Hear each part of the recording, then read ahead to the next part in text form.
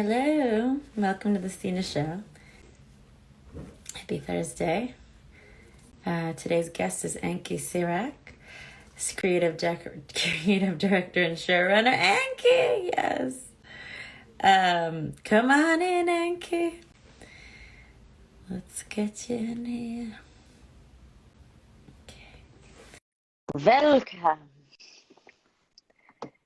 Another Thursday adventure. Hi, Anky. Hey, how you doing? Holy shit, it's been so long. I know it's been a long time. I don't know, remember.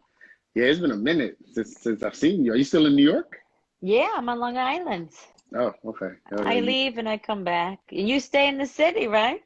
No. I'm more in Brooklyn now. I'm more in Brooklyn. I used to be in the city, but not anymore. I used to be in Harlem. Oh yeah, you get around too. Yeah, I travel. So it's always been that way. I've just been working and stuff. But Yeah, always working. Yeah. I try to work. Like I remember the first time we had went out and stuff. Like it was like me, you, Koala. Yes. It was like so many other people, and I think We had a crew. Yeah, we had the whole crew. Lava from he was in that movie Notorious, right? Oh, Jamal. Jamal, yes, yeah. Gravy. Have you seen Gravy? Have you seen him? I haven't seen him in a while, no. Oh wow. Hope he's doing good though, yeah. Yeah. And Koala I haven't seen in a while either. I just remember we were Libra sisters. Oh yeah. Koala's doing comedy now. She's Really? Yeah, she does like an uptown comedy show now in Harlem. Wow, good for her. Yeah, she's doing pretty well. She was funny when I remember her. So. Yeah. But well, thank you for having me on the show. Yeah. No, actually, we hung out. I think we met at like the Donald Trump Tower or something like that. Now that I think about it. Yeah. So, around that time. Yeah. That's true. We had went to some event, and then I forgot the name of the young publicist that was with us. That was Biggs. Sean Biggs, yeah. Yeah, Biggs, yes. Have you seen him? And King Cudi was there too, I remember. Yeah. Have you seen Biggs? Have you seen Biggs? I did. Actually, I worked on set with him, I think right before COVID. I ran into him working on a set. Really? And it was like, wow, what a small world, Yeah, definitely. But yeah, he's still in New York too. Oh, he's still in New York? I thought he was in California because the last time I had ran into him was during Oscar weekend, and he had just finished like a Super Bowl commercial. He was telling me about that. Or maybe he just came back when I saw him. I'm not sure his timeline. But oh, yeah, definitely. But yeah, I don't think I saw him out there. But who knows? Everything's a blur these days, Yeah. Some fun. We had some crazy time out in the clubs. I know, it's good. But I'm married now. Oh yeah. Oh yeah. Yeah, I knew you had a son who's probably taller than you by now. Yes, Tristan. He's about 15 now. 14, wow. 15. Yeah. So, he's way taller than me, trying to get him. He's trying to be an editor. So, trying to work all that thing out. Really? Yeah. Film editor? Yeah, he wants to be a film editor. I ain't pushing though. I had nothing to do with it. Nothing to do with it. I had nothing to do with it. He came and he told me, he was like, "Look, Dad, I'm editing." He has a YouTube channel, so he does all the gaming stuff for the YouTube channel, so that's why. What is it? You want to give it a shout out? It's funny. I don't know his YouTube channel, but he's a gamer. It's Thurs Gamer. That's what. Thurs Gamer. Yeah, Thurs Gamer. That's his YouTube channel. So that's cool. Yeah, good for him. Yeah. And so so you got married. When did you get married? Maybe like 6 months ago. Wow, new. Yeah, in London. My wife Amel. Shout outs to Amel. Oh, I think I saw her. Hi, Amel. Yeah. Oh, Anky and I go way back to the city, New York City. New York City, where we were young and up and coming artists. Yes, still coming. We still coming. We still young, up and coming. Yeah, we are young. Don't say that. Yeah, definitely. This is just Photoshop. That Photoshop, to look. Your son did that to you. Yeah. So congrats again. Yeah, thank you. Talk to me. Yeah. I like to go back to when you were a little baby Anky. Oh, baby Anky. Did you know you wanted to do entertainment, film, and all these things? Not really. When I always wanted to be a writer, and I always wanted to be like an artist to draw, but I was horrible at it. So I guess the next best thing for me was to make films, because it was a combination of both that, that I could figure out how to do it. But that was always my passion. In the beginning, I always wanted to be a writer. I'm not a good writer though, but I always wanted to be a writer. So when I first came to this country, I went to a public school, and they had a decent writing program, so I got into it. But after a while, Where'd you come from? I'm from Haiti. I am from Wow. Haiti. Yes, I was born and raised, and then I came over here when I was younger, like around 12 years old. Nice. Hmm. I mean, writing it's fluid. I think you really have to practice it if you're a beginner or not, Well, the start of my career, I wrote all of my scripts, but majority of the stuff that I do now, I hire a writer, and I give them some notes, and then they pretty much send me back, and we go back and forth. And then Yeah. I normally look for other people's scripts to produce and direct. Oh, that's cool. Yeah. So yeah. Now writing is a whole nother world, a whole nother monster, right? Yeah. And it's very tedious, and it's one of those, like, you really got to go into yourself to pull the character out. So, I mean, I could do basic writing, but, like those award-winning scripts, those are really tough. Those are really tough. Those are really Yeah, tough to people pull out. work for 10 years on some of these scripts, like the Queen's Gambit, right? They said 10 years in the making. Yeah, 10 years in the making. I still got a script that I've been working on for 10 years, and I'm only on page 6. So it's like I feel that. I even tried you tried the environment. Like, I remember at one time it was like super cool to be a writer, to go to Starbucks, take a laptop and a cup of coffee, and you can Right, sit there. I did that a couple of times. I came up with nothing. right. Nothing. I was too busy drinking coffee. I got too hyped, and things just went left at the And then coffee you shop. start browsing the internet and it's like, wait, what am I doing here? Yeah, exactly. So I'm like, what? My best writing has always been when I've been going through like some type of drama in my life, like maybe like a breakup, or like a moving or something like that. That's always been my best writing. I've always gotten inspired by that. So I wonder why that is, right? It's like what motivates us? I mean, obviously negative things have to propel us that way. yeah, well, writing for me is I'm more of an eavesdropper.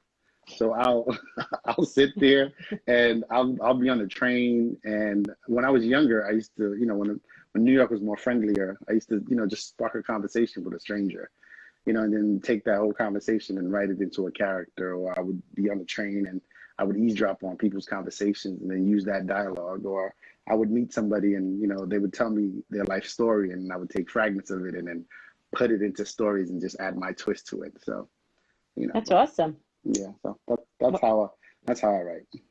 That's cool. But everyone has a process. That's different. I've never heard that. That's awesome.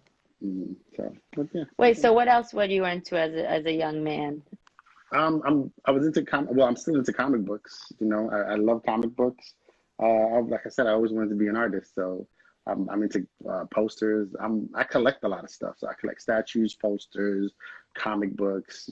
I spend majority of my money on the on that stuff, and then the rest goes on bills and stuff like that. But I'm a collector. I'm a collector by trade.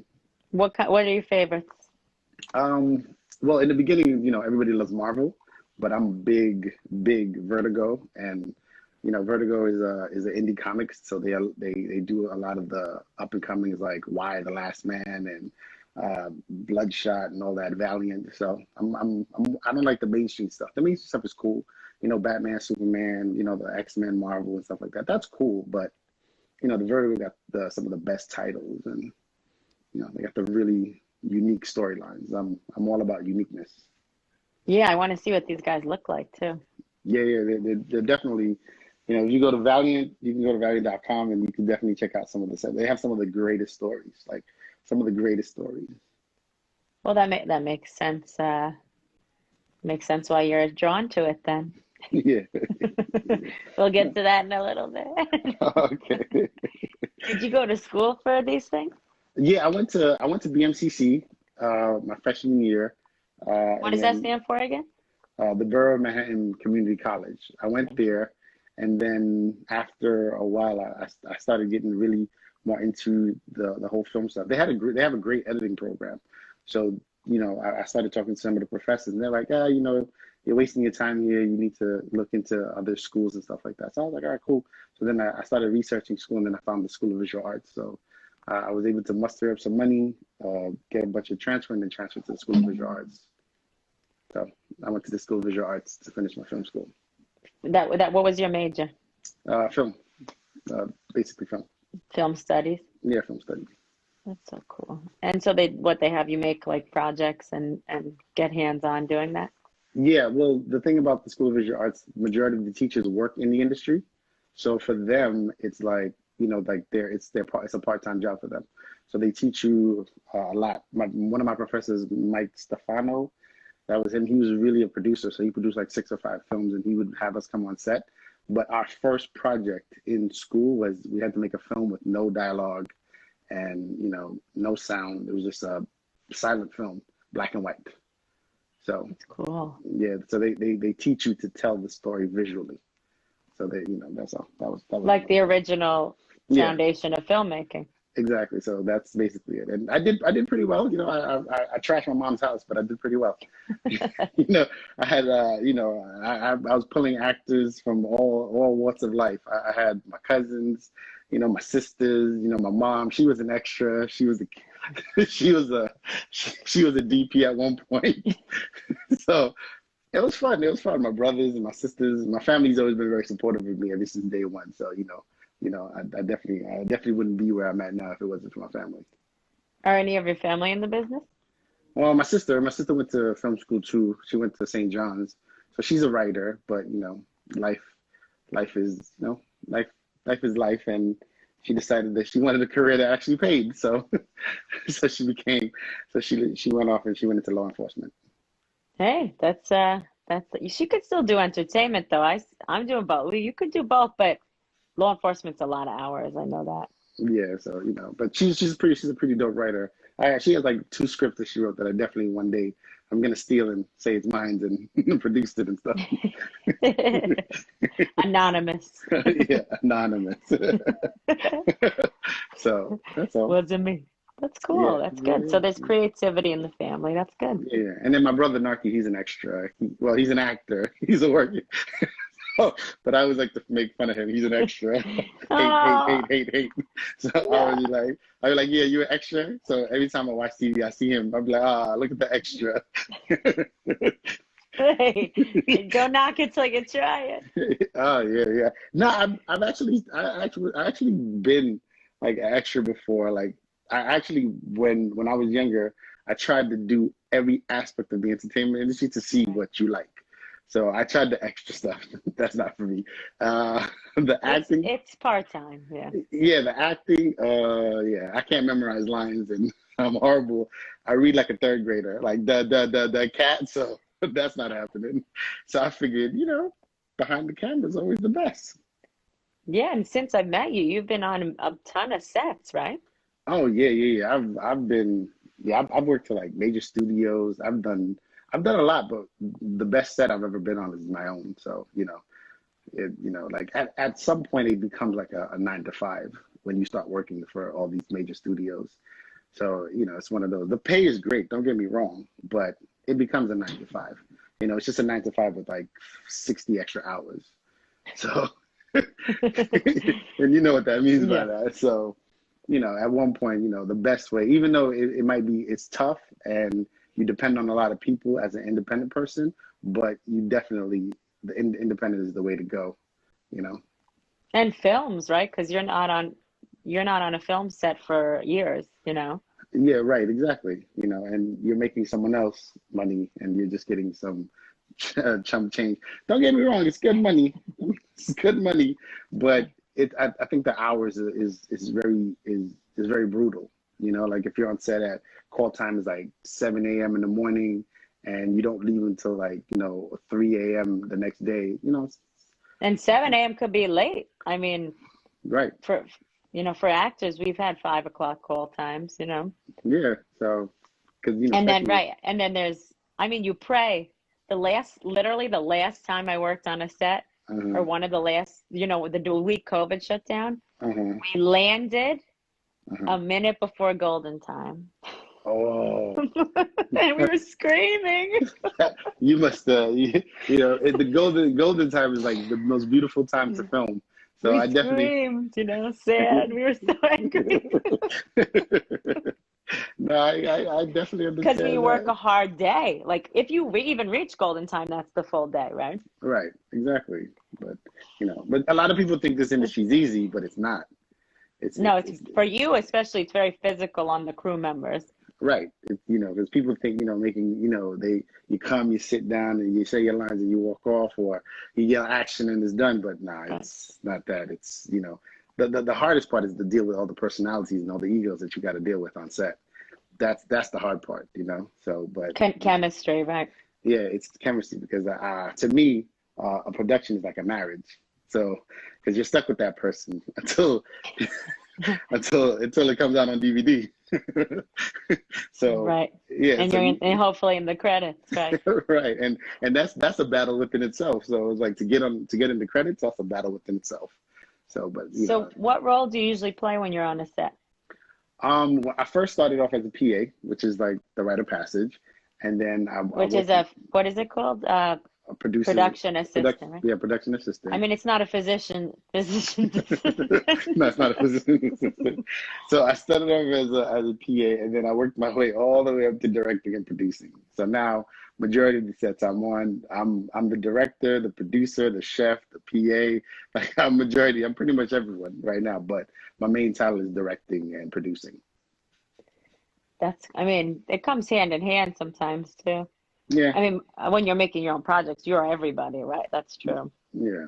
So I've had situations where I'm shooting and they're like, "Hey, when's lunchtime? Let me finish this shot. Give me 1 Oh second." my God. So but it came out wonderful. That's all that matters, and Yeah. the project works. So which project is this we're speaking of? Man, you gotta work on multi-talent. You gotta be multi-talent. You gotta work on many projects just to stay afloat. And because of COVID, a lot of things have slowed down. So I'm working on 2 projects that I was hired as a director and a producer, and then I'm working on 2 projects for my own. So you gotta stay Can busy. give us one you can talk about? One I could talk about. Well, right now, the one I'm talking about now is they hired me for this project called Plantation. It's a horror film. It's Cool. starring Krisha Turner and Columbus Short. So I'm working on that one, and we just finished shooting the proof of concept for that, and hopefully Netflix or whatever platform takes it. The good thing about that is that I don't have to pitch it; I just have to create it, right? Yeah. And then the second project that I'm working internally is called The Block and the Lineup. The Block is a British-based project, which is me and my wife we came up with. She came up with it. It's more of her story. I'm more of the director and the producer, so she's gonna handle all the writing, and I'm just gonna See all the hearts coming up. it's her project, so.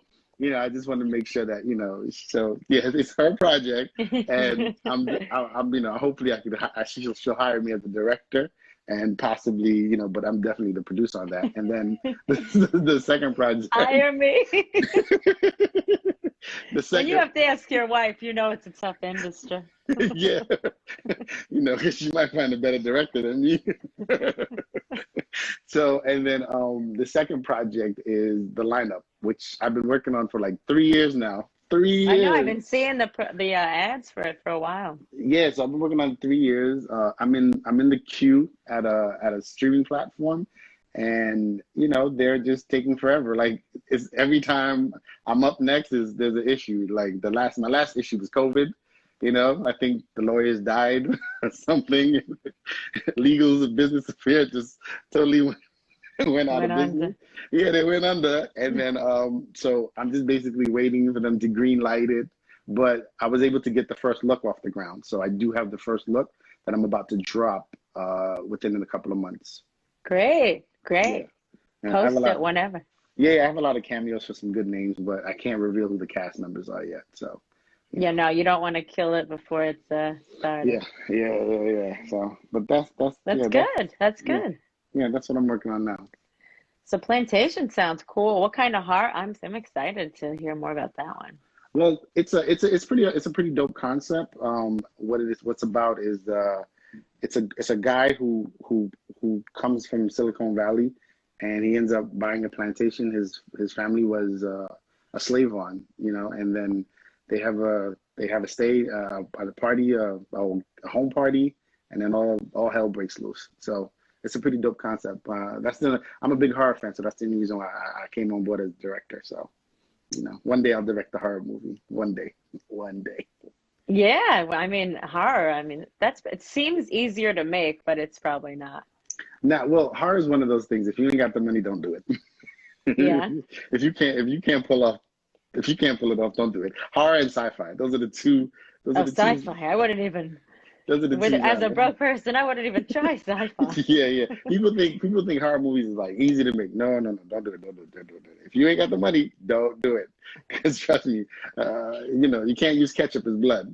So I was gonna say, right? What kind of blood do you use, right? no. You ain't got the money, don't do it. I tell people that all the time. They're like, "Oh, let's make a horror movie. What's your budget?" And makeup too. Makeup could be expensive, right? Yeah. Well, for horror, definitely, it's a lot of work, and people know that and call time for horror would be extra early because you got to give the props people enough time to do all the makeup with the blood and gores, and it ain't one of those things that you could do like 2 seconds, put a little ketchup in you, and then she's running down the blood.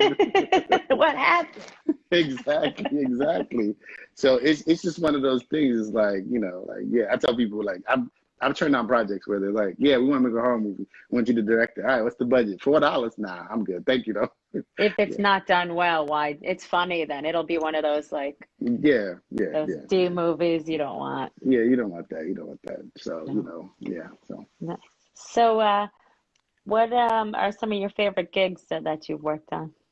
well, one of my favorite gigs was I worked on these two studio films, and the first one I worked on was the Disappearance of Eleanor Rigby. I worked with you on that. Yes, you did, and that was like And Franz, who was just signed on. I don't know if Heather Franzman is still here. She yeah. just started watching. She was there too. She came and visited us on set that day. Yeah, so that project was like the best project I ever. It was so much fun because after they wrapped, I got to hang out with like Jessica Chastain, James McAvoy, Viola Davis. Yes. Heather says yes. You remember? Yes. We're So having a reunion. yeah, we're having a reunion. But that was the dopest thing because Ned the director, it was his first film. It was his first feature film. So me and him got really close, and now Ned is basically he's the writer for Black Widow now. Wow. Yeah, and we still stay in contact, and I always told Get him on that. What are you doing? Yeah, I always told Ned. I spoke to him like 2 weeks ago, and I was like, yeah, congratulations, your film is back in theaters because Black Widow was having some issues about going to theaters. So, but that was one of the best projects. 'Cause, I had to carry some famous people drunk over my shoulders and put them in the car at night. As one does, right? Yeah, as one does. It's So called Celebration. yeah, so that was my first gig, and then the second gig was Deliver Us from Evil. That was another project I worked at. It was a Sounds horror film. familiar. Yeah, it was a horror film with Eric Banner. He played. It was based off of a police detective book about a horror case in New York, and it was the best because every single day the unions came and shut us down, and then we were back up running. We were up and running. So what production did is like, okay, so Monday the SAG came and shut us down, right? But So why were you getting shut down? I have no idea, but all I know is that everybody Just didn't. no one didn't care. So SAG shut us down on Monday, and then Tuesday we were back up and running, and we had an ice cream truck out there for the whole day, right? So So they made up for it. Whatever they did wrong the day before, they made up. they made up for it and stuff like that. And then the last week they shot at Steinway Studios, and then the last week they had all out party for the whole crew. It was like amazing. They shut down Sideways Studios. Everybody from Screen Gem showed up, and they just had a thing. And then they all got fined. And then they took a flight, and they all went to Abu Dhabi to finish the film. The only reason that I didn't go is because I couldn't because of my son. But that was like, it was so dope. It was so dope. Like, I would get, the director would call me and he'd be like, "Yo, I need you to do me a favor. I need you to run to the city." And the actors would call me, and I was a producer on that one. Nice. So, yeah, so it was just one of those, like, oh, That's man. cool. Yeah, it was they were like, I had to talk the production into not leaving the director behind in Abu Dhabi. So it was a total shit show, but it was the best because we was all cool with each other. A good crew. Yeah, it was a good crew, even though everything was going left field, but it was a good crew. It was a really good crew. Loved them. I still stay in contact. I still stay in contact with all of them now to this day. Oh, that's awesome. And that's Yeah. another thing about the camaraderie. Yeah, you know what's so weird? In some of the productions, like during the production, we hate each other. Like, I don't like. I don't like, right. like, accountant don't like wardrobe don't like hair and makeup, and it's always drama. But at the rap party, we're all best friends. We're all best friends. Because you did the work. Yeah, we did the work. So, everyone hated everyone throughout the whole process. But then as soon as the rap party, everyone's crying, they hugging each other, exchanging numbers. And I was like, the one part that I hate, the accountant hated me because I lost all my receipts. I used to lose my receipts. No. Yeah, they hated me. They hated me, boy. They was like, "Where's the receipt for this, Anky?" I said, I don't know. So It's in the car. yeah, it's in the car, it's in my pocket. I don't know. And then when I did find them, the accountant hated me, boy. They hated me. They would call, "Please send them up here. We need some receipts. I don't know what this is for." Write it out. Write a receipt. They had these weird things where they would make you tape the receipt to these white to blank copy papers. Yeah, I was like, this is so fucking annoying. And the UPM was real cool with me. So she was like, "Don't worry about that shit. Just give them to them in the bag. Don't worry about that shit." So they hated me, boy. Hey, you got the job done. That's it. Yeah, I got the job. I went to the premiere, and then I actually owned it on DVD. But it was a real good movie. The director went on to do Doctor Strange. He did Doctor Strange, and then he did The Disappearance,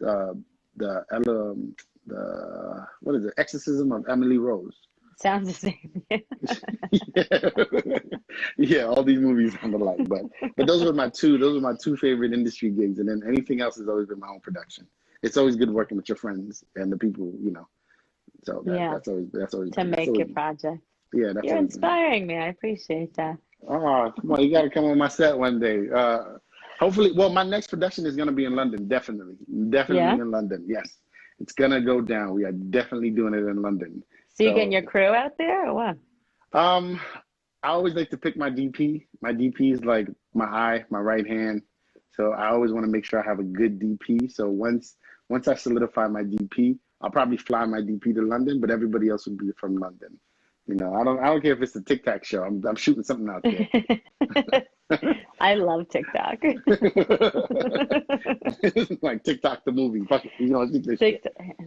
Oh, someone's got to do it, right? Right. Oh no, exactly. I'm a sailor. We've cursed many times. Oh, okay. I'm just like, no, that's a great idea. TikTok right. the movie. Hello. Yeah, copyrights. Uh-oh. You have it here. The time is. Yeah, exactly. So. That's cool. Story is king pictures. You said it before, that story is very important to you. How did you come up with this concept? Well, I worked at Blockbuster in high school. Love Blockbuster. I love Blockbuster too, and I even watched that documentary that they had on Blockbuster, right? So I used to work at Blockbuster when I was in high school, right? All my friends would tell you that. We used to sneak videos and video games and all that other stuff, right? So I used to watch, Blockbuster would give you 5 free rentals a week, right? And nobody in my store liked films. I don't know why. They were like into basketball. So I would have everybody's rentals. So I would literally go home and watch 5 movies a day because it was like 5 employees. So I took all 5 of their rentals. And then some of the movies, regardless, even the budget wasn't all that. So like it was the production value was horrible, but the story was good. And if the story was good, it always captured my attention. And a lot of people, when I started talking to the customers, they would say the same thing. I was like, yeah, I could see the guy, the sound guy in the background, but I like the story. The story was good. So I was like, well, it doesn't matter. It doesn't matter what the production value is or how bad the acting is. If it's a good story, it's going to captivate you. So that's why I started my company. And the story is King's Pictures. So story is always king. So it doesn't really matter. I mean, unless the acting is horrible, but majority of the time you can follow if it's a good story, you can follow it.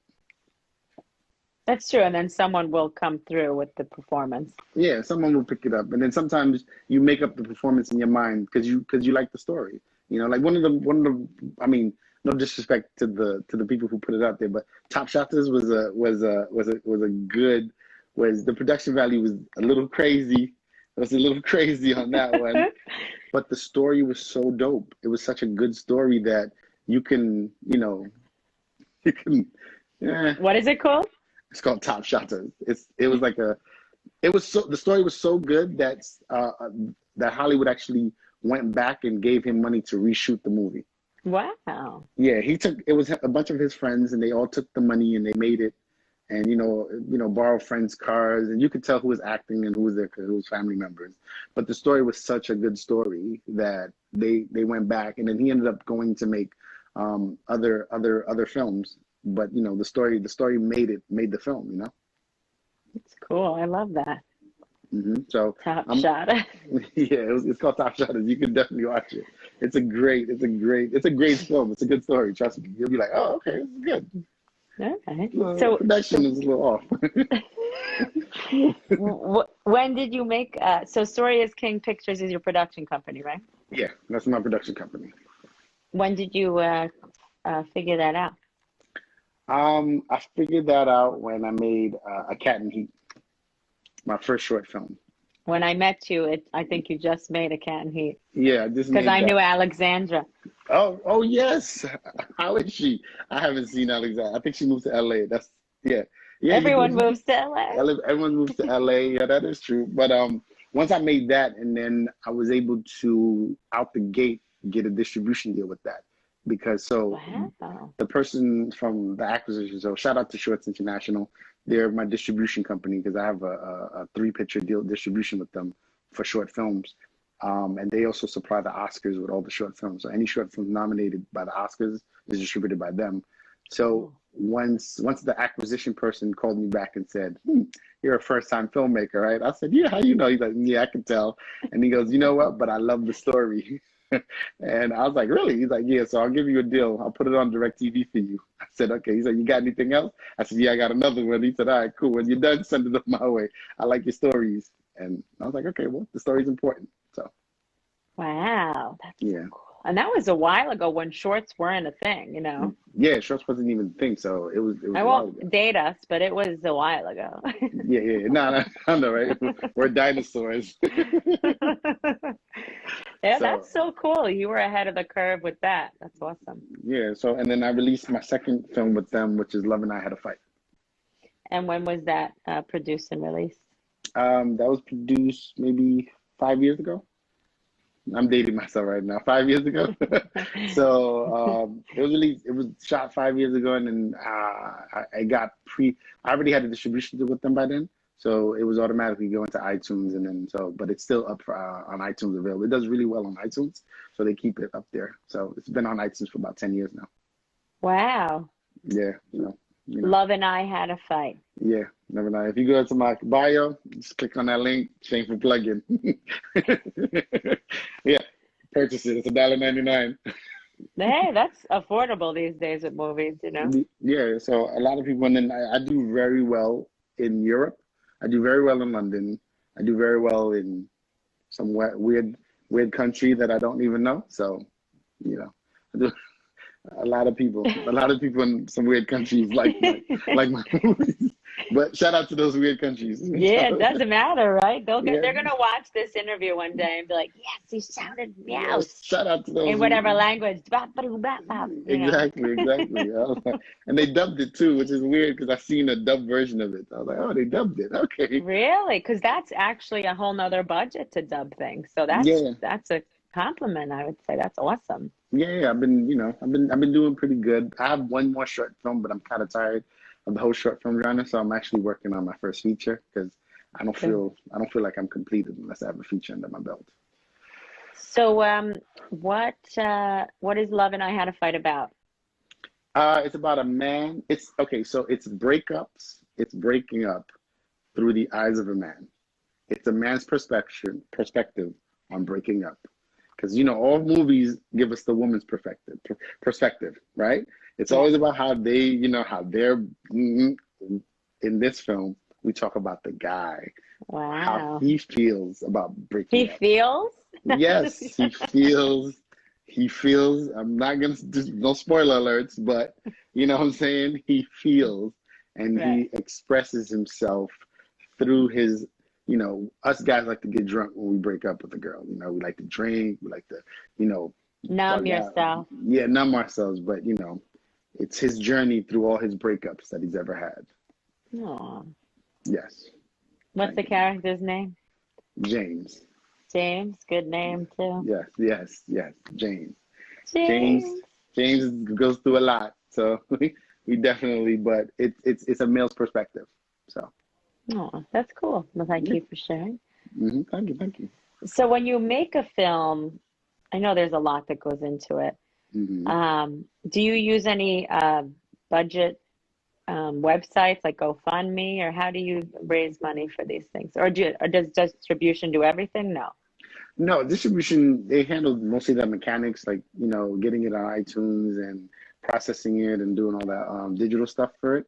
But basically, friends and family. So, the one thing I tell people is like, when you want to become a filmmaker, you're pretty much a professional beggar.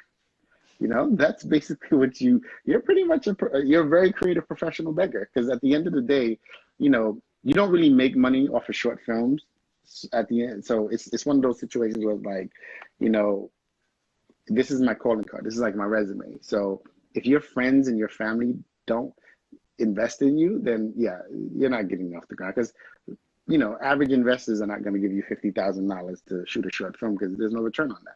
So they really got to, invest in you. So when I raise my money through friends and family, friends and family, hey, look, I'm gonna make you walk the red carpet. Your name will be up in lights. I gotta sell it to people.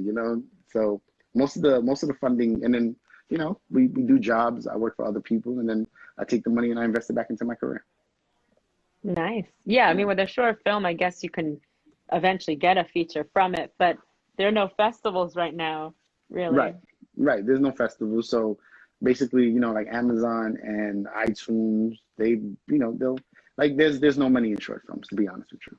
I So mean, there are festivals on like on Zoom right now, but when you're in person, there's like a vibe about these festivals. yeah, I went to Sundance, the virtual Sundance this year. So shout out, they gave me a free t-shirt, a free t-shirt, right? So I went to Sundance, the virtual Sundance, and it was cool. I would love to be there in person, but saved me Was a it lot of. good? Yeah, it was good. They had a really good platform on how they screen the movies. So basically, what you would do is you would go and you would sign up for whatever films you were interested in, and then you would get an alert, and they give you a code, and then you would go on your TV or your phone and you would watch it, and then it would be like like it's like a watch party basically. So you can after the film, then there would be like a Q&A with the directors and the people involved, and That's that was fun. cool. Yeah, it was fun, but I mean, it's not yeah, what it yeah. is, but Yeah, so it was one of those. one day. Yeah, Sundance, one day well, I'm planning to go back to Sundance, definitely, but when I do go back to Sundance, it'll be for a feature film, so, but Might yeah, as well get it on one of these VODs. right, exactly. And you can go, I mean, a lot of people tell me like, I have content that I can go on and sell a lot of things and do all that, but I want an Oscar. I want Yeah, to right. I want, I'm old schools, like I'm from the old generation of filmmakers. So, like we just got to digital filmmaking. I used to shoot on a Bolex. I used to shoot on 16 millimeter film and, Cool. go to Technicolor and get the film developed and, chop it up and stuff like that. So I'm old, I'm an old school filmmaker. So People still appreciate those things, so. Yeah, yeah, Don't yeah. sell out so fast. The younger generations might not, unless you're into film, but like I love 16 millimeter, you know. Yeah, I still got my Bolex. You know, that's like my baby right there. I still got my Bolex, and then I sometimes I even buy Kodak film and still go and shoot stuff and and leave it and never develop it because it's pointless. But one day when things get a little bit better, I'll put out a weird documentary on 16 millimeter. But if you know me personally, you know that I videotape anything. A basic conversation, I'll probably film it. So people hate me for that. Like they were like, You put your phone filming down. us now? No, no, no. I I'm wish. filming us now. Yeah, you're filming us now. So, Someone's got to do it. yeah, something's got to do. But if you know me, I film everything. So, I think I came out of my mama's womb with a camera in my hand. Like, I tell my friends this: if I die, I'm coming back directing traffic. That's basically it. Because I'm always gonna be a director. Like that's that. I was born for this. So you definitely understand that part. But but I'm still into film. Like I still want to do the award ceremonies. Like I want to I want to be praised. I'm still old school. The money's gonna come. If you work, the money's gonna come, regardless Yeah, whether you're making films, you're true. selling drugs. If you work, you're gonna make the money. But I want I want that Academy. I want the Academy. I want the Emmy. I want the Spirit Award. I want shit. I might even try SAG. I might act one day. Ah, You know what I mean? I you might act never one day. know. You I mean, never we do. know. I think we have stunts too. The stunt teams win sometimes. You just don't know. Yeah, definitely. So, but SAG, yes, good yeah, shout out. yeah, SAG SAG, AFTRA. SAG after we good with them over there. So, but I'm Yeah. planning my next production, and COVID ain't gonna stop me. No, and it hasn't stopped any production. No, it hasn't. The most productions now are actually going to Europe to shoot Or because Canada because they can. yeah, and the tax break is amazing. So Yeah, but you could travel from here to Canada. You need a work visa and they have to let you in, but yeah, yeah, can. But if it's you do easier to get there. yeah, but if you're doing production in Canada, they'll exempt you from all the quarantine stuff. Like I even in think Europe. some people still, it depends on the set because some people still require, they require one. It's the Yeah, set though, not the, I don't know right. about the government, how they're operating, but Yeah, the government, because I just came back from London, and if I was in production, they would have let me through, and because you're bringing money, you're bringing money to them. right. You know what I'm saying? Like, and then think about it though. If you got to quarantine for like 10 days, that's 10 days of housing an entire crew and actors. Like that ain't They cheap. did that when it first started. I remember sets talking about that. Yeah, they did that, but that's Warner Brothers. Warner Brothers could do that. We can't. Not on my budget. Mm. On my Disney. budget. Disney, yeah, Disney Disney. could do it. Yeah, Disney could do all that, but not on my budget. I was like, Where are we staying? We're renting Airbnb and 100 people will stay yeah, we got 5 people in each there. Airbnb. They all COVID safe. That's how we doing it. So, You got to make it work. nah, yeah. Listen, man, I've used the wheelchairs as dollies. Like, listen, we've done we've done some Robert Rodriguez filmmaking. Oh, good shout out too. Yeah. So I ask my guests to bring a deep quote or enlightenment experience to share if you have these things. An enlightenment experience.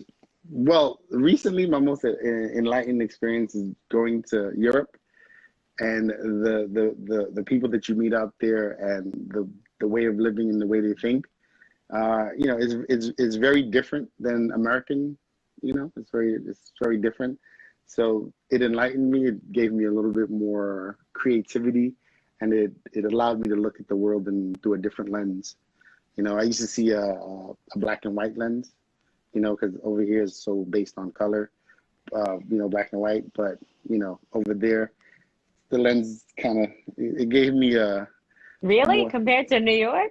Yeah, well, New York is the melting pot, and a lot of people don't know that you could be on a train with someone from anywhere in the world because that's just New York. But being out there in London and meeting people from, I had cows, I had camel milk the other day, which is that's cool. That's cool, but but it changes your perspective on how things, when I come back here, like even the way I talk now to certain people, just they're like, oh, you're talking different, but it definitely it definitely created the juice, so it definitely made the creative juice really flowing for me. Yeah, it sparked something in you. I could tell when you were talking about it earlier. Yeah, so definitely want to shoot. And then now I realize a lot of productions from the films that I used to love were in London. A lot of the films that I watched when I was younger growing up, they shot them in London. I always thought it was in New York, but it wasn't. I recently watched a movie with Mia Farrow in it the other day, and they completely shot that whole movie in London. And I've seen that movie 3 times. I never realized that until the 3rd time. Which movie? I know she's in a lot. It was the Haunting of Julia something. She plays she plays a woman who her child died, and then she moves into this apartment, and then the apartment's haunted by another little girl. So it was that's strange because she has the Rosemary's Baby too, right? Yeah, she has Rosemary's Baby. She's more known for Rosemary's Baby, but this was like a sleeper. She's in a bunch though. I know. Yeah, she was big at her time, so So I did watch the documentary on her and her husband though. I did too. I didn't want to say it because it's kind of dark. Yeah, it was really good. I was like, wow. You look at her differently now. I know. I mean, I'm sad for her, but she's an activist, right? She does positive things with her career now. So yeah. But it's hard to not. I mean, we just saw it, so it's fresh. Give it a few years, maybe enough Mia Farrow movies down the line. Right. Yeah. Well, I mean, God bless her. That's crazy.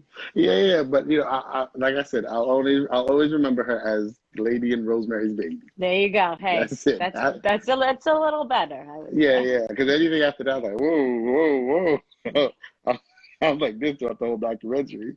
So it was if you think about it, I mean, not to digress too much, but if you think about it, he really had a control over her career, based on what the documentary said, right? Right. So that was her big hit, and then she met this guy, and then who knows what happened after that. Right. Yeah, but he was also a big director at that time. Right. So they were both on top. Yeah, they were both. It was more like, I think it was more for media sake that they were together. I think they got trapped by the whole media, Right. The hottest director and the hottest actress. Like Angelina and Brad. Right. Like they were stuck in their relationship. They were the hottest. Yeah, they were the hottest. And, even though they were going through hell with each other, but they were the hottest. They were the hottest. Yeah, they still are the hottest. Nah. I mean, Angelina. Yeah. So, but that's my enlightenment. That's my enlightenment right there. Okay. Well, so so you're going to get most of the crew out there. That's cool. Yeah, because it'll be cheaper. Because I'm telling you, the British pound is a little heavy there.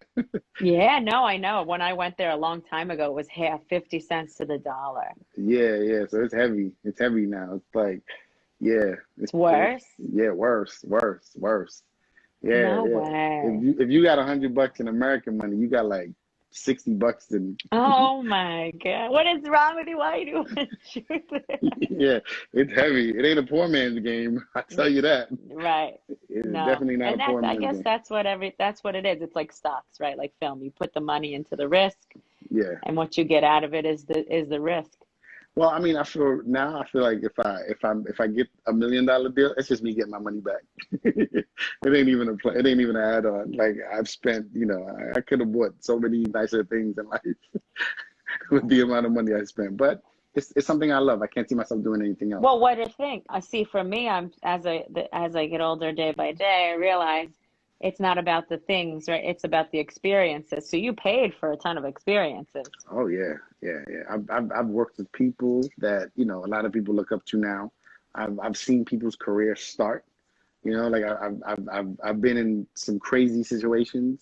Like I've literally I worked on this film with Paul Rudd, and I had to buy. Yeah, it was just his birthday yesterday. Yeah, and I had to buy 59 pine trees, Christmas trees, and I was like top of New York, And I think I almost drove the truck off a hill because I didn't know where I was going. Because at a certain point, the GPS just went left on me. So yeah, so you know, I've done things. You know, like I've worked on weird projects. You know, so I tell people that all the time. I got a lot of stories. Definitely got a lot of stories. Now I just need to find a way to capitalize off of them. Well, either a book, a movie, or a long podcast. You got to figure it out. You said a long podcast. An episode 1 of Anky's Adventures. Anky's Adventures, but no, I think I got some movies coming out, so I got some things. We're progressing. Yeah. We're slowly. I wouldn't do this if I didn't see progression every year. So I'm seeing some good progression. So and also, if you're a performer, like you're still a performer, even though it's not in front of the camera, it's behind you. There's something that drives you. Right. Like everything I've done in my life, you see me take all these other jobs, I still have to be at entertainment. Like there's nothing that could stop me from returning. You know what I mean? Yeah. No, you can't help but struggle to do it. It's a bittersweet symphony, Yeah. I try to quit as much as possible, but right. It just won't let me quit. Like, you know how many times I'd be like, you know what, I ain't doing this shit no more. Right. The struggle's real, but fuck it. Right. Yeah, and then someone calls me with a half-baked story. You know what? Let's do it. I'm on it. Let's go. Right. And then I'm back on set, and I was like 2 days ago I was quitting. And I was like, dear Lord, when is the $10 million deal coming through? When is the Oscar nomination? What are you doing, Lord? And then he'll be like, yeah, all right, I'll give you a little bit of, here's a little success. I'm like, yay, I'm back on it. I'm going to die doing this. Yeah, like a kid in the candy store. Like, I feel comfortable when I'm on set. Like, this is where I need to be. Even through the madness and the chaos, I feel so comfortable. I know, it's the best place. Yeah, like it doesn't matter how stressful. Like, okay, we can't find the actor. We need to know where the hell is the actor. We lost the camera. Like, I will stressed out, but I can't see myself not being in that environment. It's like unnatural. I think it's my therapy because I'm crazy. So I definitely think that's my therapy. You're getting me emotional, but. Yeah. Okay. So I think with the whole financial success of it, for me, because I'm in the same field, when you're on set, first of all, there's a classism situation on many of these sets, but in another view of that, we're with all types of people, right? And some people have made financial success through it, and some people have not. And if it's a good set, we're all on the same page, right? Right. So just keep doing it, right? I think that's all really there is to it, right? But we get in our heads because we see this person who did it, and they're right next to me. It's like, what? Exactly, right. Like, oh, you just made 10 million. Right, you got $10 million for this. And I didn't. Right. Yeah, right. But what's the irony of it? The irony of it is that when I first started this business, I thought you would make a movie and go back to work. I didn't know there was money involved in this so I initially went into it because that's all I wanted to do. Like, I wanted to make films. I wanted to make a film. I wanted to make films. I wanted to write comic books and do. When I got to the point where it's like, oh, you can get paid for this. I was like, what? I'm shocked. Like, we can make money. Then as you get closer to the business and you start moving, then the creativity kind of dwindles, and then the money becomes priority, which is then it's a battle that you got to figure out. It's not balanced, right? Yeah, it's not balanced. But I generally could say that when I first started this, I was like, okay, I'm going to make this film. It's going to do great. I'm going to win an Oscar, and I'm going to go home and get back to my job. Because I didn't think that there was money involved. I thought, you won an Oscar because it was a good film and everybody enjoyed it. Yeah, right. Yeah, no, right. Then he started meeting. If only. Yeah, if only. Then I realized, oh yeah, you could buy an Oscar. I was like, oh, what?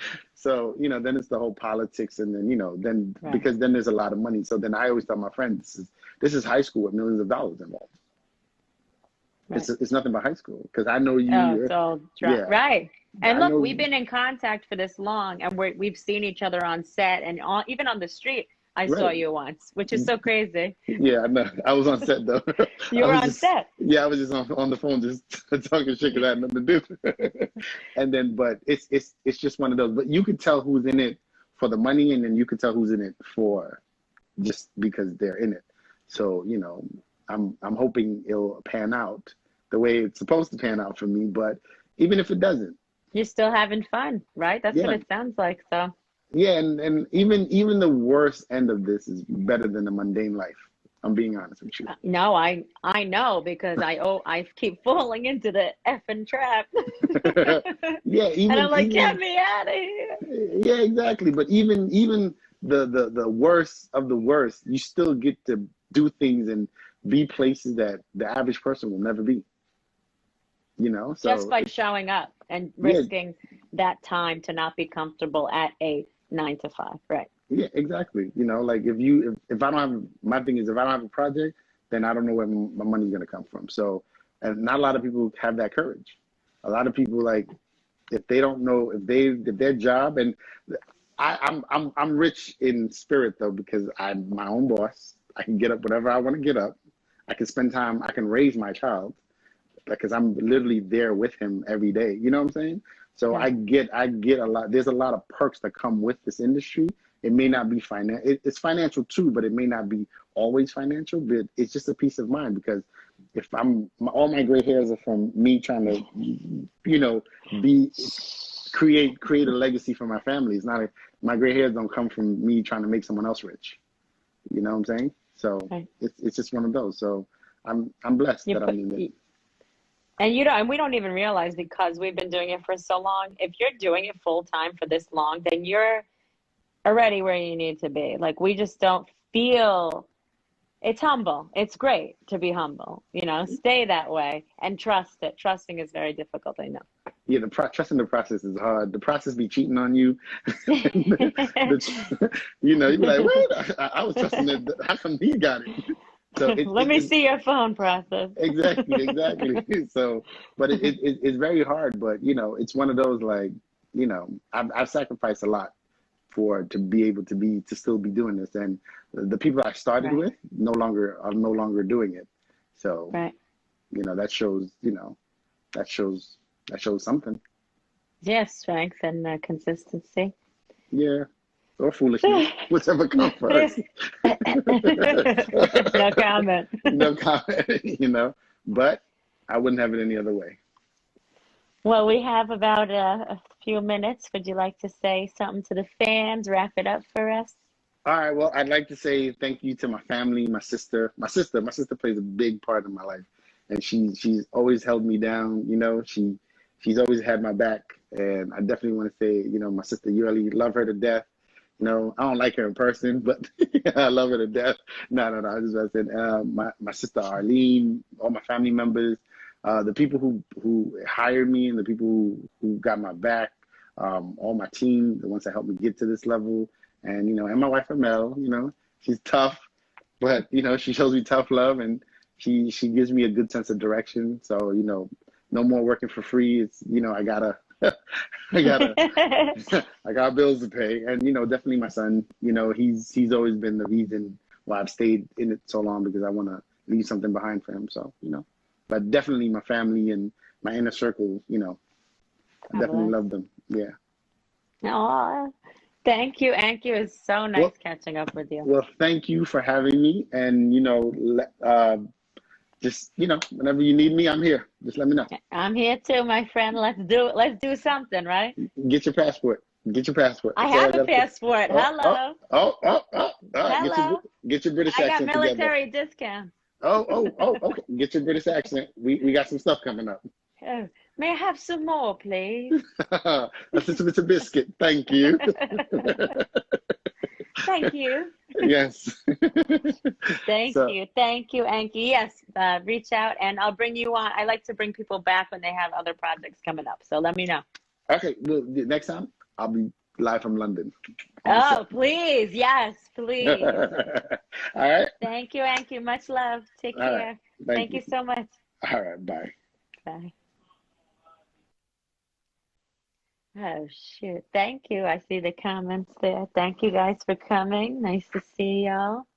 Happy Thursday, as per usual. Anky is the best. How inspiring was that, right? Wow.